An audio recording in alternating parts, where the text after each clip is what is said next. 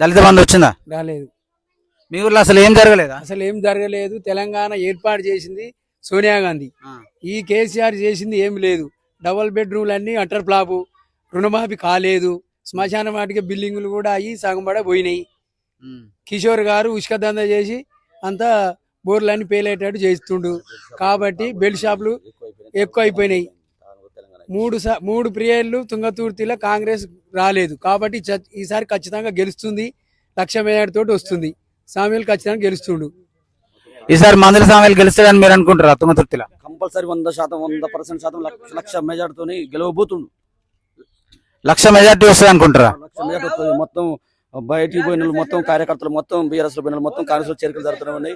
ఊరూరు ప్రచారం కూడా చేస్తున్నాం. ఊరూరు ప్రచారం కూడా మొత్తం వన్ సైడ్ అయిపోయింది. కంపల్సరీ 1,00,000 మెజార్టీతో గెలవబోతుంది. కిచోరు అరాచకాలు వల్ల ప్రజలు మొత్తం విరక్తి వచ్చింది. 9 ఏళ్ల పరిపాలనలో చాలా ప్రజలు మోసపోయారు. ఆయన మీద మాయ మాటలు చెప్పి, కేసీఆర్ మాటలు, కాదర్కృష్ణ మాటలు చెప్పి, మాయ మాటలు చెప్పి మోసపోయారు. ఇకనైనా మోసపోయేదానికి ప్రజలకు కూడా మార్పు వచ్చింది. కంపల్సరీ మనలో సామీలు 1,00,000 మెజార్టీ మీద గెలవబోతుండు. కాదర్కిషోరు అరాచకాలు, కొట్టుడు, తిట్టుడు, కేసులు, పొడుచుడు అన్ని అరచకాలు ఎక్కువైపోయినాయి. ఉష్కదందా ఎక్కువ అయిపోయింది.